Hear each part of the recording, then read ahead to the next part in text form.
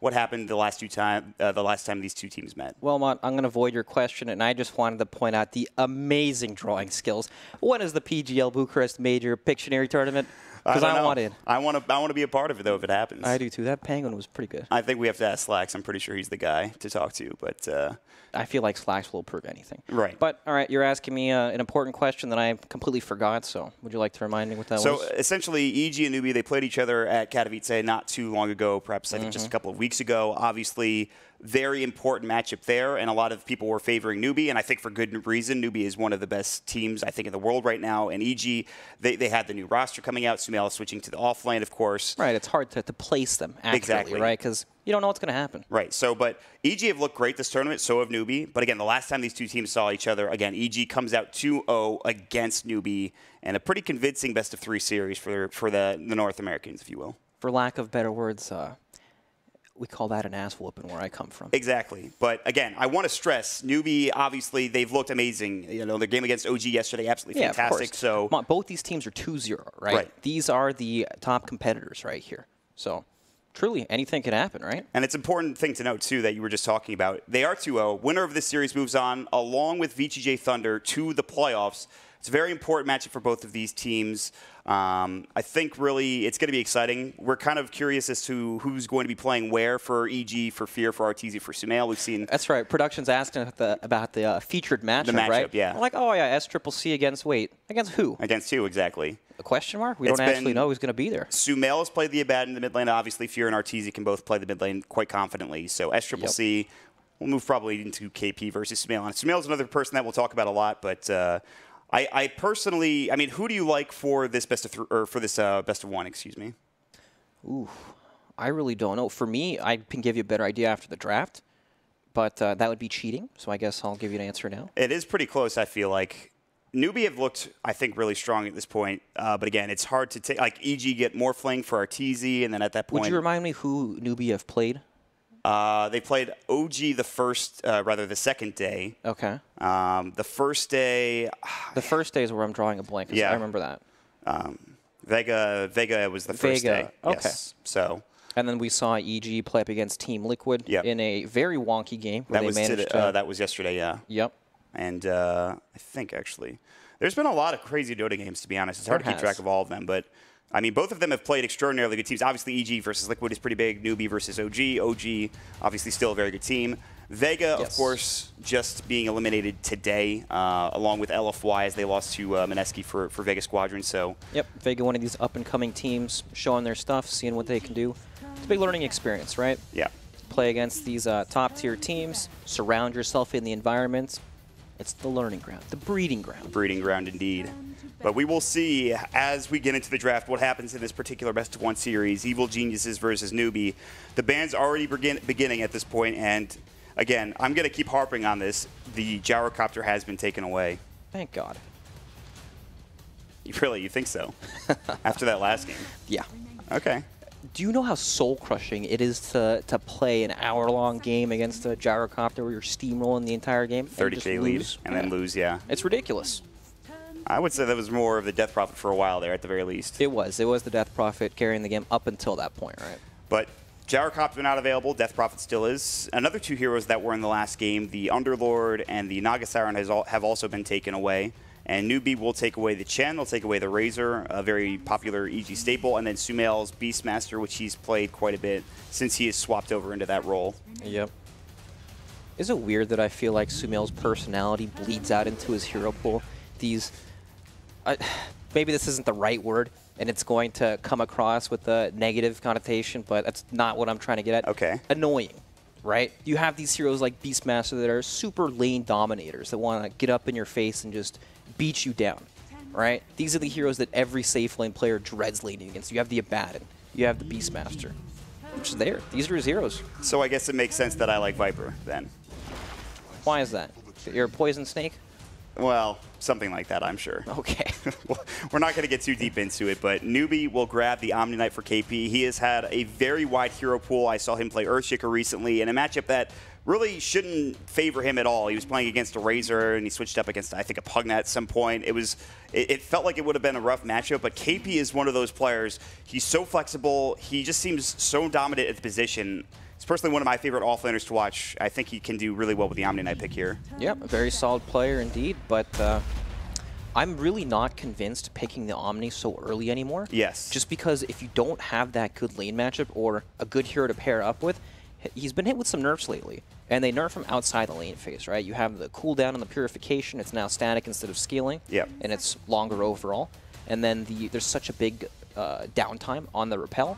You have the cast range also on the Purification getting lowered.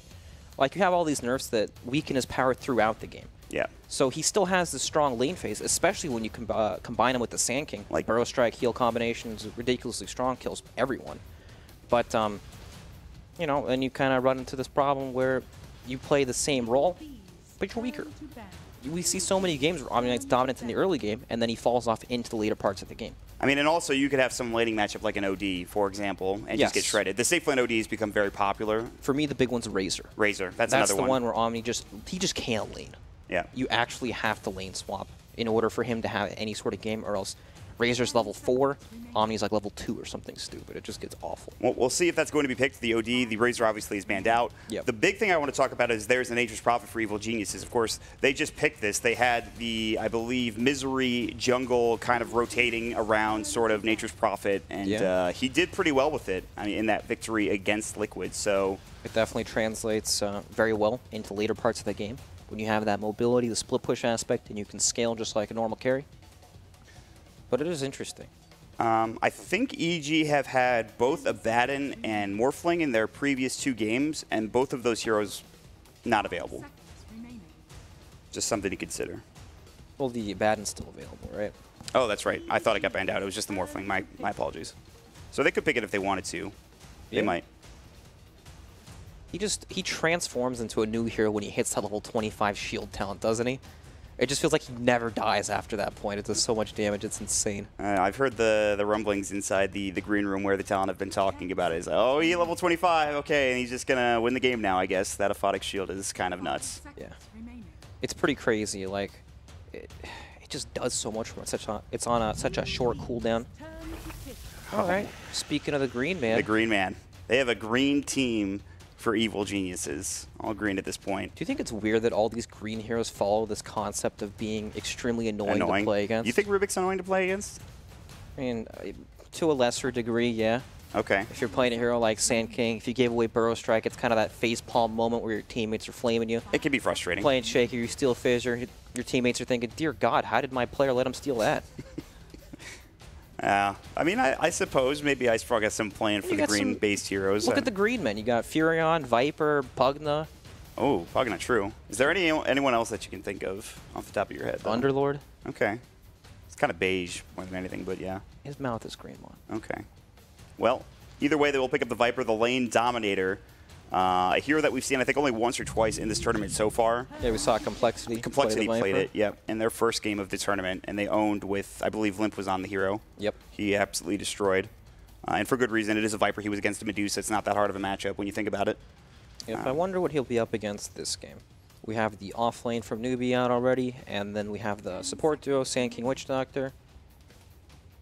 And the Witch Doctor, we've seen a lot of this hero, and I think for good reason. Yeah, I mean, he's a stable 5-position hero. He's good in lane. And then, you know, Maledict is impactful all throughout the game. It's much less about the Voodoo Restoration now. Right. And we hyped up, or I rather hyped up the Death Ward in the last game, and it didn't really do anything. Okay, like 1 out of 100 games, you know, you have this sick Death Ward play, and it just sticks there in your mind forever, but it rarely happens, right? Yeah. So Witch Doctor still, though, in terms of his other abilities. It's cool to think about. It's true, yeah. Maybe you get an Aghanim Scepter somehow. You have an Alk on your team, something like that. But they will have the Witch Doctor. They will have the Sand King. I think the Kaka roaming Sand King. Kaka, one of, obviously, the best roaming players out there, I think, in the game. And He's been very good for a very long time. His Earth Spirit, very top tier. Sand King, they picked it, so obviously it's very good. That's right. That's how you know right there when they pick it. Now, the question is, what will EG pick? They have 56 seconds left in their reserve time. Will they keep the trend going of green heroes? And what do they need? They have the Nature's Prophet, but again, they did run it for Misery They're last a little time light around. on the lockdown aspect. Right. You have Sprout, you have Telekinesis, and Viper slows. And also damage. Nature's Prophet, Rubik, not the biggest damage heroes in the game. And Pugna, we've got the green men. Oh my god. Team green. They're one hero away from the Greenman strat. Yep. But the Pugna hero, that will certainly help in terms of damage and burst. This is something you were talking about. Nether Blast is going to be significant for pushing down towers. And Viper, also not a bad tower pusher, even without that poison attack effects building talent. Right. It's still tanky. You can get up in the face, zone some of these heroes off the tower. Right. A very early game-centric lineup from EG. Right. You have tons of objective-taking abilities in these tanky heroes like the frontline Viper. And then Pugna's going to be able to blast the tower while you can secure the area with Nether Ward. And then there's also going to be the Furion Treants. A lot of early game power, but then when you have early game power and you fight into things that are strong in the early game, like Sand King and Omni Knight, sometimes you run into some problems. The thing people used to complain about the most in Viper was his late game scaling. So yes, you have really good early game, but you're giving up late game potential. Although the agility gain is better for Viper now than it used to be. You have Nether Toxin, which allows you to farm faster.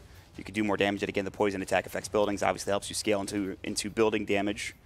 You know, the last version of Viper where he had that level 25 talent that gave him like plus 20 armor, was that what it was? I think it was something like that, something ridiculous. He became one of those heroes where he transforms into a whole new beast when he hits 25, just like the Abaddon, honestly. Yeah.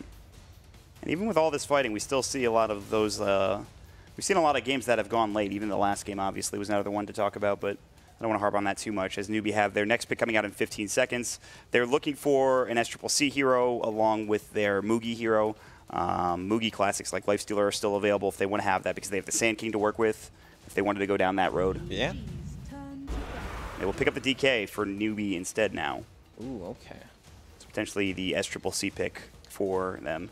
Although DK can land in a lot of different ways now, and he still has, it's very widely picked. I think it's still a very good hero despite some nerfs. I wonder how EG are going to shape their lanes up because Pugna into Dragon Knight is a disgustingly hard matchup for DK.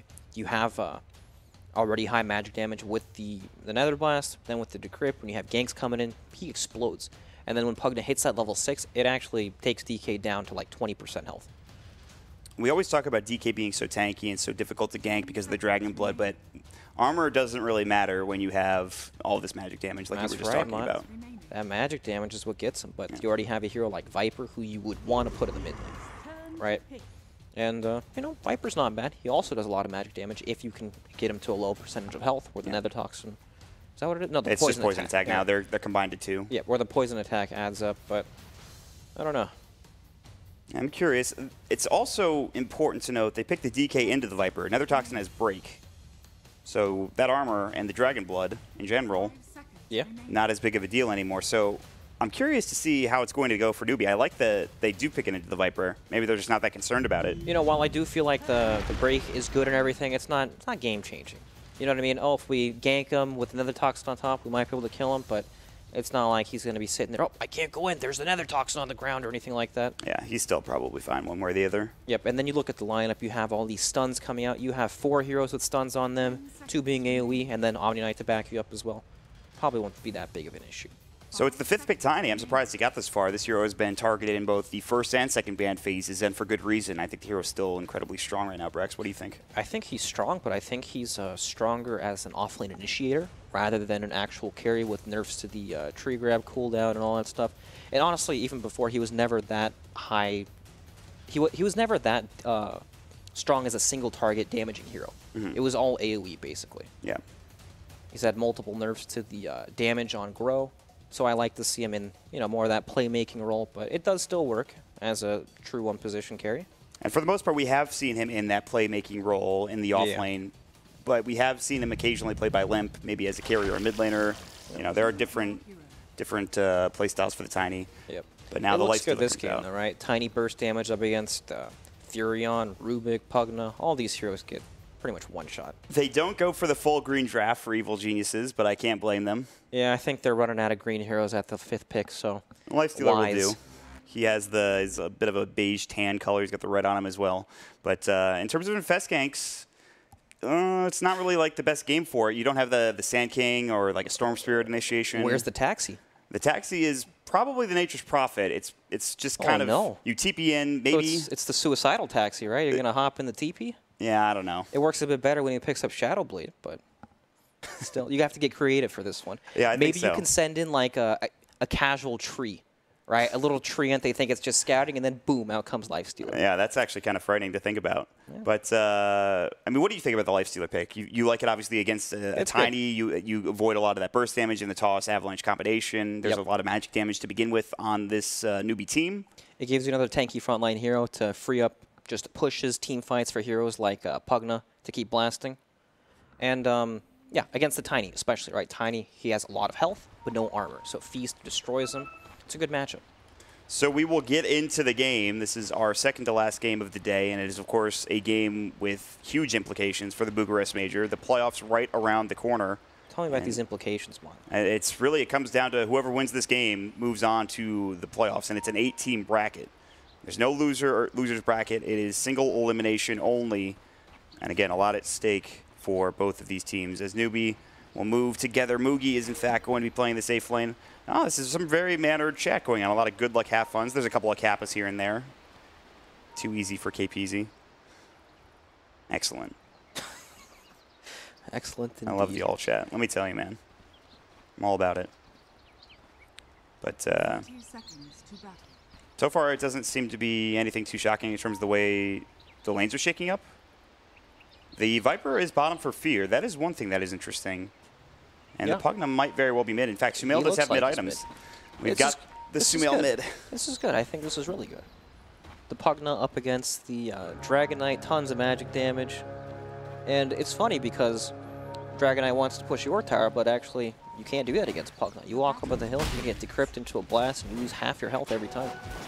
KP will snag the bounty rune, but it may cost him his life as he is going to use the Purification. Fear's got another poison attack in 2. He will use it.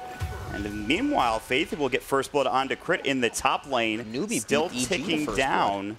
KP is actually going to make it out alive unless Misery can get a good angle with an auto attack here, but I don't think it's going to be enough. The Purification comes in. My God, Mott, that Mushroom Hat makes Furion so heavy, he just can't catch him. Too heavy, cannot catch the Omni Knight. All of his bulk. He is also salved up for KP. But Arteezy is going to be heading to the top lane, and it's going to be against the tri-lane. Kaka is already here looking for Crit. He has dropped a ward for Kaka on the high ground, and Crit will be run at for the most part. And, well, for both of the offlaners, it might be tough. KP's going to have a bit of a rough time. For Arteezy, he also might struggle at the beginning of this game. Yeah, it gets better, though. It's not that hard of a lane matchup for the Lifestealer. Pretty tanky hero, very survivable. But yeah, this mid lane, once Pugna gets some levels over the Dragon Knight, it gets so hard. Yeah. He does have a decent amount of regen for SCCC. He's got the salve. He has 2 shared tangos plus a set of tangos of his own. Yeah. So he's clearly prepared to take a lot of this damage in this mid lane. Yeah, I would say level 5 and 6 is where it gets really hard for the Dragon Knight. And Arteezy running through the trees, trying to juke and jive against Kaka and Faith. And just giving Moogie free farm again. Moogie is going to be able to do a lot in terms of getting absolute free farm with tree grab. He has skilled up the avalanche tree grab at level 2. Look at this rotation. Furion comes up to the top lane. Oh, the Rage will go, the cask will bounce, but it does nothing. And now, actually, it's going to be Faith is the one that's in trouble. He will pop the Maledict. Misery's still going to work. They get the burrow strike off. Faith is low. The Avalanche comes in. Faith one auto attack. It will be a 1-for-1 trade, but Misery does get dropped down first.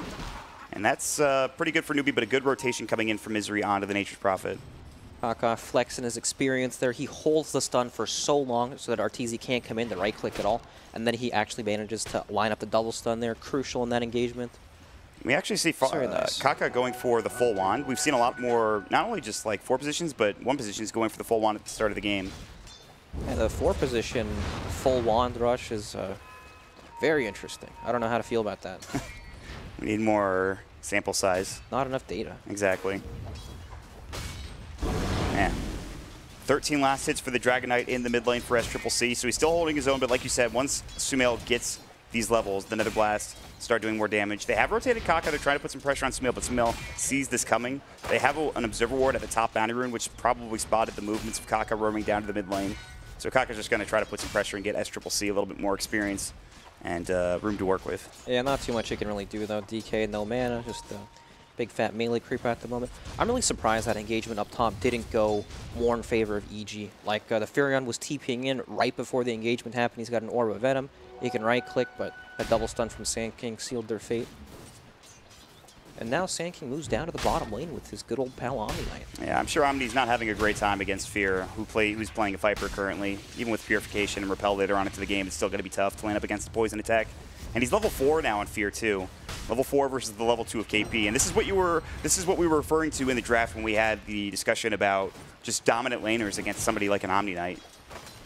Yeah, perhaps the Sand King movement would be able to tip the scales in their favor, but with no levels, Sand King's not even going to bother. Not worth it at this point. And he actually TP's up top, but do they know he's here? KP is getting run down in the bottom lane. He still has his Purification.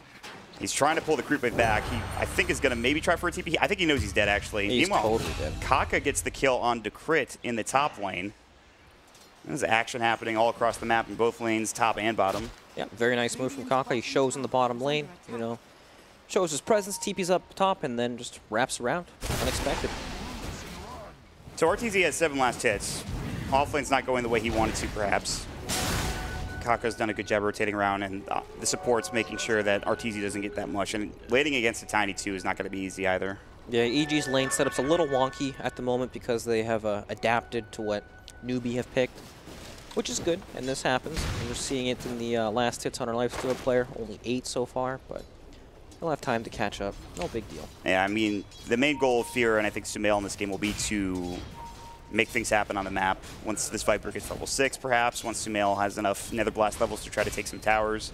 The same thing could be said for SCCC, though. He's going to have his level 6 soon. He has Kaka coming in. They have the Burrow Strike. They will use it. He has Mangoes and Tangos to work with, but no Salve, no Fairy Fire to help him survive. Misery's TP is too little too late, but he'll get some experience in the mid lane, which I suppose is some sort of consolation. But down bottom, Fear is chasing KP, who does pop the Repel, but now it is down. He has the level 1 Purification. He's only level 3. Viper is level 6. He's already used the Viper Strike, but Fear is still doing a lot of damage to KP. He's trying to kite as best as possible, and Fear is actually getting blocked by the creep. He has to eat his way through the trees, but he can't find KP, who hides himself into the tree line, and KP will survive. Yeah, no kill, but look at how dominant he is in the lane, right? Omniad actually has no pressure at all in this lane. Omni's level 3 to Viper 6. So this is the price they pay, right? The off-lane lifestealer, essentially. Yeah. But it's worth it. You know, it shuts down Newbee's strategy. They won't be able to play off this Omni Knight Sand King duo. It's going to be all up to DK to make these early moves. Yeah, and he will have 6 soon. In the meantime, Open Wounds in the top lane. Mugi's going to get chased down. The cast will come in, the Maledict down the crit. There's the lift as well. Misery coming in with the TP. He's got the Treants. Crit getting a little bit low, and Mugi getting surrounded, but not enough. And Misery can't chase him down. They have to turn their attention to Faith instead, and now Crit trying to hide. Faith will go for the TP. Is it going to be in time? It will be. A great rotation for Misery, and a lot of damage being dealt by RTZ and Crit, but it's not enough to secure the kill, and nice play from Newbee to get out of that situation.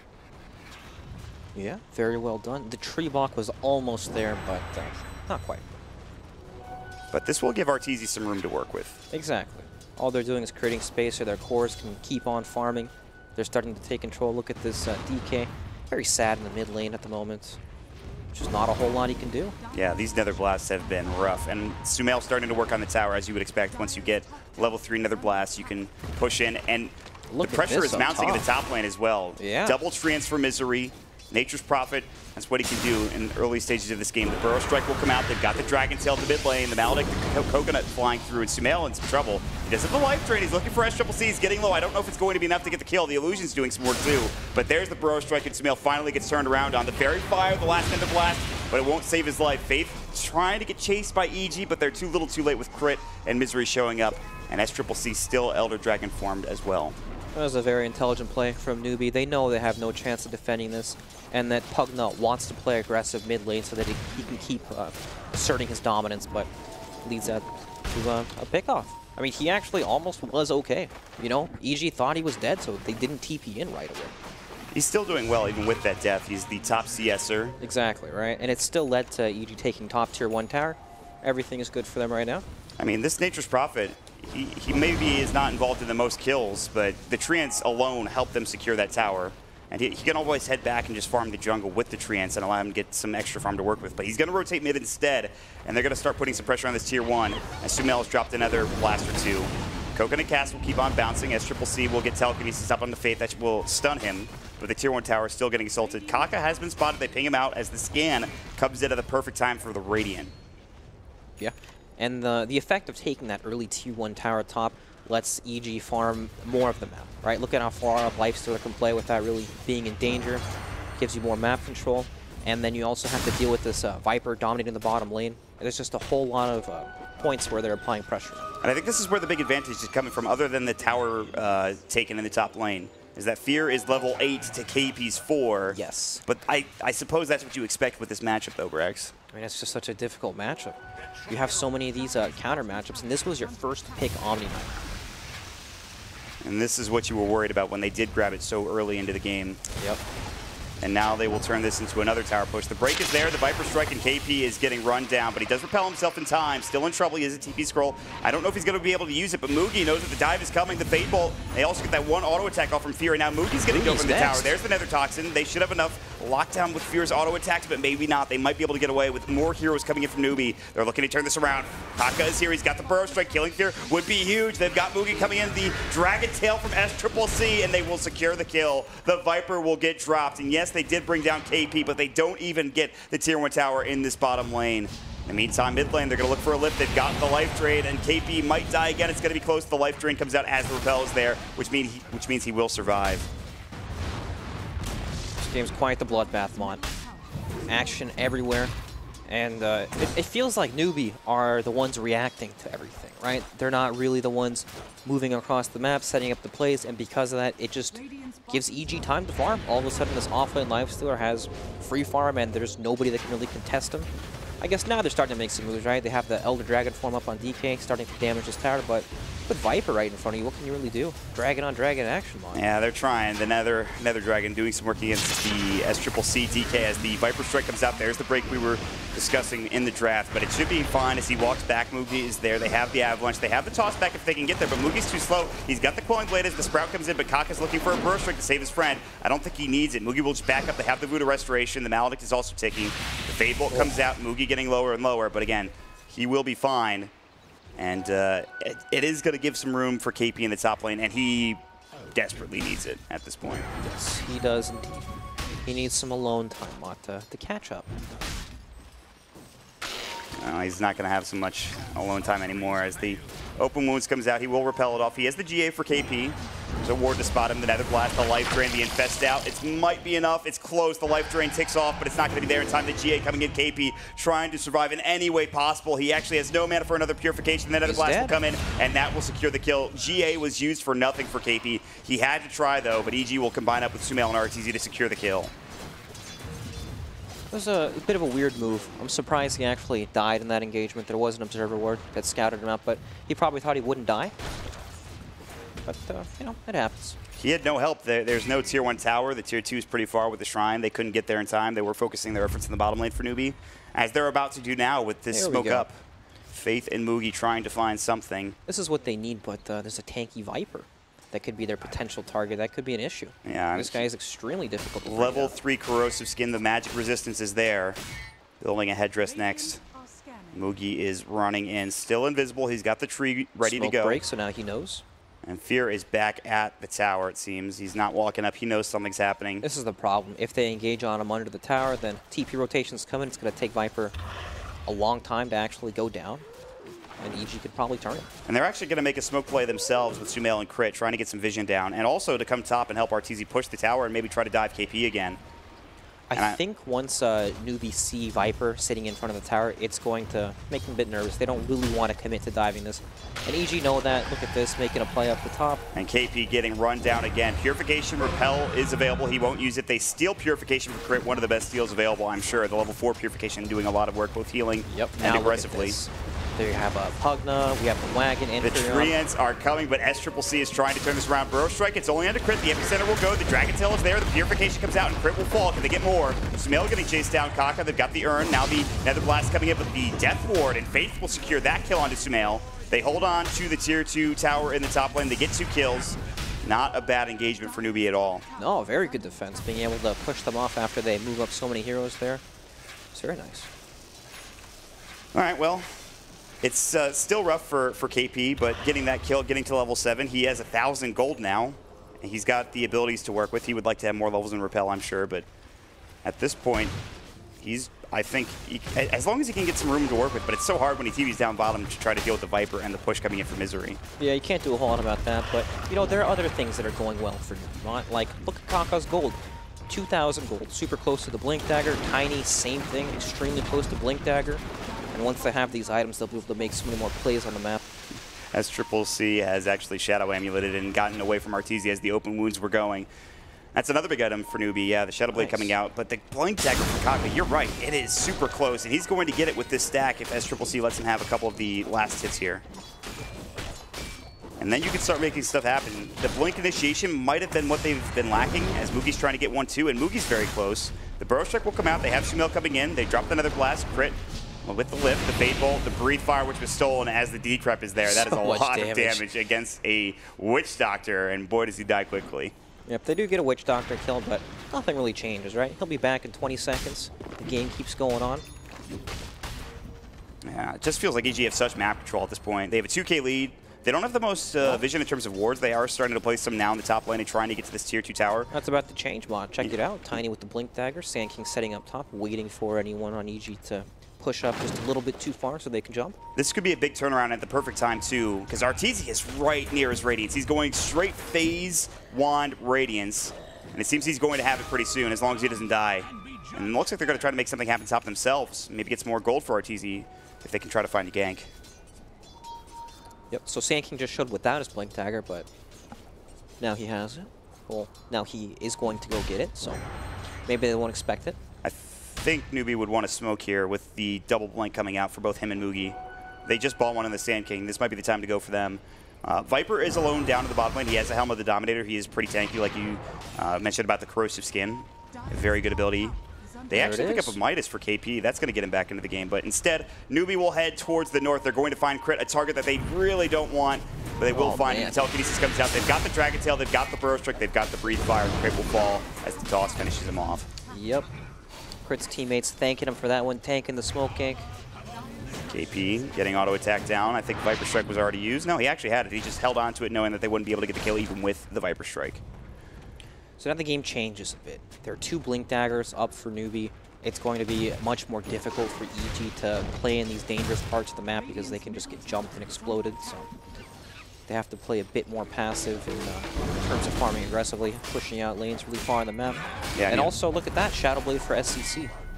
And that's more initiation that maybe they aren't expecting for EG. I mean, Arteezy has been like up here in the top lane just farming alone because you know he can always rage even against some of these heroes. But if they have Blink, if they have Shadow Blade, it's a lot harder for Arteezy to survive a 2 or 3-man gank. Exactly. Viper Strike bottom, KP will purify himself, and now the TP's coming, and now they're looking for this Viper. The DK is there, he's got the Dragon Tail, he has the Elder Dragon form, he will pop it, they get off the repel, as CCC is still going with the Breathe Fire, they've gotten the kill, Misery gets Kaka on the back lines, but Fear will still drop, and that is going to be the Moogie Tiny picking up the last hit. Newbee are online, Mott. They have so much catch, so much map control, and just with these items, but EG, you know, they've got some big items coming up too. Radiance almost online for Lifestealer. That is definitely a big game changer. So people have been talking about this build, I think. Yep. And I'm curious about the Radiance. I mean, it's obviously a good item, but why on Lifestealer? Why first? Why not get something like an Armlet? Is it just to stay kind of into the game and be able to farm quicker? That is a big part of it. Just the farm speed from the item. The Infest obviously later on will help out too. Yep. But he's up to the top net worth hero in the game for EG. I like Radiance on Lifestealer. It feels very good. There are a lot of team fights, especially later on in the game, where you just end up getting kited the entire time. And we also talked about Lifestealer not having the best vehicle this game. Right. Right, so he's going to have difficulty getting on top of these key targets. So, lines up nicely, especially when you're playing against so much initiation. What happens when you're just in a creep? You know, they don't want to go on you at all. You can just sit there, and it also complements the whole push aspect of Pugna, Viper, and Furion. Yeah. So there's a lot of synergy there. Clear out the creep wave, split push more for Arteezy like he's been doing in the top lane. Exactly. You can just stand in the front lines and be this big annoying wall that the enemy can't get around. And actually, the Helm of the Dominator might be the vehicle that we've been looking for Arteezy for Viper. Yeah. Start sending that creep around, just be kind of annoying for Newbee. They are pinging a lot in this top jungle. They dropped the sentry because they thought there was a ward there. And there's one close, but it's not in the location they thought it was, which is a little unfortunate for Newbee. Yeah, very close indeed. They will miss out on the D ward. It's actually right next to their own personal ward, but now Newbee will move together down to the bottom lane. This Tier 2 has taken a lot of damage over the course of this game. It's only 17 minutes in. Their Tier 2 towers, both top and bottom, are about to fall with 1 or 2 more Nether Blasts per tower. Yep, Newbee have spent the last 35 seconds-ish looking for any key pickoffs, trying to make some moves on towers, but they can't find a pickoff, so they just run down mid. And SCCC will get some pressure onto the tier 1. Crit was looking for a lift. He does have it. He's got the Burrow Strike as well. The Fade Bolt comes in first. They have the Shadow Blade. They need detection. They drop the Sentry down, so they have the vision. The Open Wounds comes in. I don't know if they have Dust. If they've already used it, it looks like they didn't. And SCCC also gets repelled, and that will keep him alive. Even with KP not having the most farm, he still has a pretty big impact. The Viper Strike coming in, though. The Viper is here. He's already used the Poison attack along with the Viper Strike. It's a lot of damage to the break coming in. The Fade Bolt, and they zap him down. Sumail was there as well with the Decrep Nether Blast. More than enough damage to bring this DK to his knees. And now they will pressure another tier 2 tower. This one was untouched, but not for long, as it's about to get dropped down and be the first tier 2 tower of the game that they take. Well, it was that Dark Troll Summoner with the net. The Ensnare. The way to counter the repel. Yeah. It's one way to keep him in there in that fight. Still only level 3 repel for KP, and EG are trying to put some pressure and finish this game early. They have the tier 3 damage coming in. The Nether Blast will go. There is no glyph for the Dire. Mugi getting open wounded. Arteezy has the Radiance. The Radiance burn is going. Arteezy's still pretty tanky. He's got the Infest to worry about as well. The Viper Strike coming in from Fear. Now on to Faith. He will get dropped down. Good Epi setup from Kaka doing some work for the Life Drain. The Nether Blast, they turn it right around. They get the kill. It's 3 dead for Newbee. SCCC has finally respawned, but they are working on the racks at this point, and it's just going to be a couple more Nether Blasts to get this full set of racks down. Is this a repeat? Are we watching a replay? EG, it seems that they might have Newbee's number at this point. They are about to take it the first set of racks, but it's only the first set of racks. Yes, it is a 7K lead. It is not over for Newbee, but that is pretty rough for them at this stage of the game. They've completely broken the game wide open there. I mean, that was effortless. All they had to do was walk up, casually blast it. They can't walk past this Lifestealer, and then they kind of panicked. Honestly, yeah. You know, people were scrambling. How do we approach this? They couldn't really walk up. Mugi was just getting auto-attacked by the Viper. Yeah. This is where Viper does his best work. When you have this significant advantage at the beginning of the game, you could do so much against the opposing cores. You hit so hard with Poison attack, even with Treads. You have level 2 Viper Strike. He's about to have an Aghanims, but now they're going to find SCCC with Shadow Bladed in. There's the Repel coming out. There's the Burrow Strike, but it's only on to Crit. Crit will fall. Looks like, no, the Sandstorm comes in. He survives, but not for long. Mugi will clip him down. He will buy back and try to get into the fray. Misery, the Sprout is up. Mugi's low, and so too is Kaka. The Life Drain comes out. The Spell Steal is there. The Burrow Strike will keep him alive momentarily, but it's 2 dead for Newbee, and now they're looking for more for EG. It's 3 as KP gets dropped down, and EG will head into the Roche Pit and pick up this Aegis. Man, EG just hit these power spikes, and they have the lineup to keep extending their advantage, right? They can really force the issue with all this building damage, these summons to help tank the tower up. Roshan's essentially free after that fight. There is no concern about Newbee contesting this. The way they've shaped their lineup lets them just keep going. Once they get that small advantage, they can really extend it with those Pugna Blasts and all that good stuff. The green strat is clearly working for Evil Geniuses. 1 set of racks up, 7K lead. They did have to buy back in that last fight. I believe it was on Misery, who did use it. Actually, it was a Crit, sorry. You know, the window where Newbee looked really strong was when they picked up those double Blink Daggers at the same time, right? Yeah. But they couldn't find anything with it. EG felt like they backed up for that portion of the game. Arteezy didn't farm as up as he did previously in the top lane, so they couldn't find him. The big move was Crit. He tanked the smoke. You know? And then once you see these 4 heroes, it's like, oh, all right, we're just going to go play with Viper now. Just being in the right place, the right time for Crit to make sure they don't lose their Arteezy, Lifestealer, or any other big core on their team. Sumail has a Kaya. He has picked up an Aether Lens. We haven't really talked about items, but they have a lot of them on Evil Geniuses. And again, Newbee, they have these Blink Daggers. They have a Midas for KP, but I'm not sure they're going to last that long. Evil Geniuses will try to deward on the high ground, limit Newbee's vision, and take control of this map. And they will do that by grabbing the last tier 2, the last outer tower of Newbee.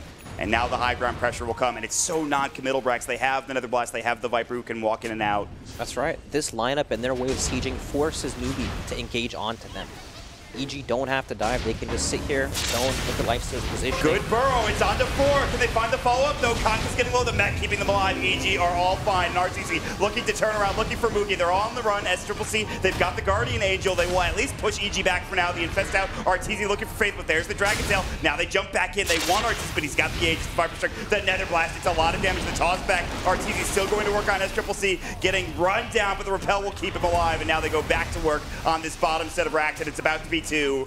That is a lot of Newbee spells going to waste. They can't quite find anything. The Burrow Strike is still going. The Epicenter was used. The Guardian Angel not finding much work for Newbee. They keep everyone alive, yes, but they lose the buildings, and now they might lose more. SCCC is broken. He's got the Viper Strike. That is GG. Another quick victory for Evil Geniuses against Newbee, 23 minutes in.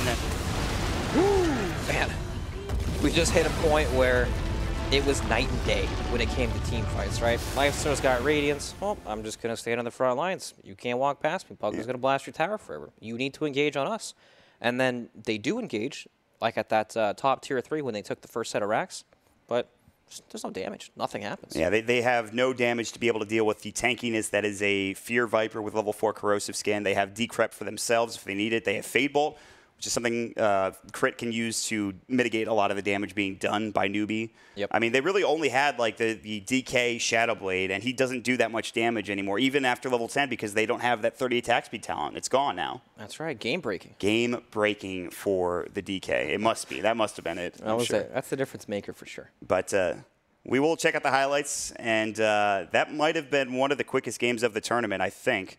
Maybe the quickest, in fact. It was over in a flash. The laning phase was really the biggest problem, but you're going to see this fight that Brax was just discussing here. Essentially the end of the game, right? Look at Lifestealer zoning off all the heroes in the front lines. Nobody could engage on the side of Newbee. DK is dead. There is no damage at all. Faith walks up to try to kill the ward, dies. Here's the Epi. That's a Burrow Epi. The Viper takes pretty much no damage. Even Crit survives. He gets off the stick charge, I think, is what kept him healed. They have Purification, of course, they can steal as well. The racks are just dead. This Misery Nature's Prophet, we didn't discuss it that much in the game. You have extra treant damage. You have a vehicle for the Lifestealer. It's plenty of good base damage from the Nature's Prophet himself. The Mushroom, man. It was just a pushing strat when you think about it. We never really said that, but it was essentially a pushing strat for EG. Yeah, it is. Once they all hit their timings, they're good to go, and it's as simple as running down a lane together. And that was a 4-man Burrow Strike that turns into nothing. They have the mech. Fear was getting a little low. Arteezy was fine. They life drained Fear for a second just to say, okay, we can keep you alive. He says, I'm fine. I'm going to chase down more players, more heroes. And it really comes down to what you were just talking about. They just didn't have the damage Brax. It's not even close. Like, Lifestealer's sitting on a sliver of health, but it's got Aegis. They can't commit. Game's over at this point. I think in terms of the MVP for me, I think it has to be Fear on the Viper, but maybe that's just my inner Viper lover talking about it. It feels weird to give somebody playing Viper an MVP, right? MVP, doesn't it? Because when I think Viper, it's like they're like the Rock. You know, they're stable. You know what's going to happen. Right? Maybe the Crit Rubik would be another because he tanked the gank. He had a lot of good. He set up most of the kills in the game for Evil Geniuses. Why don't we give the MVP to Bulba? He's drafting. Bulba? I don't think we can do that. I'm just kidding. Yeah, that's not something we can do. So we'll check out the scoreboard. I think, honestly, I would have to give it to Crit on the Rubik, giving such an effort that he did. But, I mean, they did so much. You're so wishy-washy. Who are you going to pick? What about Misery? I'm going with Crit. This guy had the Mushroom set. He was a Nature's Prophet. I'm going with Crit on the Rubik. I think I have to. Okay. But are you okay with that? I'm also okay with that. Okay, good. But as you can see, 12 objectives to the 1 of Newbee. Yes. And it kind of comes down to that, maybe the KP Omni picked first. So when you play this hero and you're unable to lane, you've got a situation because I feel like half of this hero's strength comes from that dominant lane phase. When you lane up against, some vulnerable hero and then Sand King comes into gank, then you're pressuring the tower. It's easy to take. All of a sudden, these people can't lane there. And when you don't have that, it's a whole different hero. That was the issue for KP. Just the matchup's just so awful. He didn't have the experience. The matchup is rough. He probably feels like he didn't even play the game. You know, he never actually came online because it's just such a disgustingly hard matchup. He was like 4 levels down at one point of the Viper earlier on into the laning phase, and from that point it just seemed unrecoverable. I like that he went for a Midas. I think that's the only way he gets back into the game. Yeah. But, I mean, it clearly was not going to work, once they took the... All right, we have a surprise MVP. All right, I like it. Well, who is it going to be? It is going to be Sumail on the Pugna, which is somebody we didn't talk about that much, but I think did a lot of work in the mid lane. Pugna, he's not the flashiest of heroes. You know what I mean? Yeah. He just runs around. He runs pretty fast, though. Got to give him that. That's true. And he just blasts things, right? But he did do a lot, for sure. Right, we were talking about the push lineup, Pugna. He's a building damage hitter. The building damage was severe. He absolutely destroyed buildings. The Nether Blast was a big part of their pushing strat. He had the most building damage on the team, but not by much, actually. Misery was pretty close second with his Treants doing 4,000 to Sumail's 5,000. So something else to consider. But at the end of the day, it was just a really well-rounded game from Evil Geniuses. A very fast-paced game. The green strat, the push strat, whatever it was, Evil Geniuses are now moving on to the playoffs, Brax. Yeah, I think if this was a different universe where Omni Knight could have actually pressured the lane, if the lane matchup wasn't so bad, then Newbee's lineup would have come online a bit more. You'd see that these double blink daggers come out, and then you actually have somewhere to go with them. But because there's no pressure from the Omni, nobody can really push this lane out without exposing themselves to, you know, like, look at who pushes lanes out, right? It has to be either Sand King or Tiny if they want to get it out quickly, right? And these are the heroes that run around to gank. So once they show there, there's nothing for EG to fear at all. Yeah, and they just were able to just sit back, let Crit tank some of the ganks, be fine, continue to get map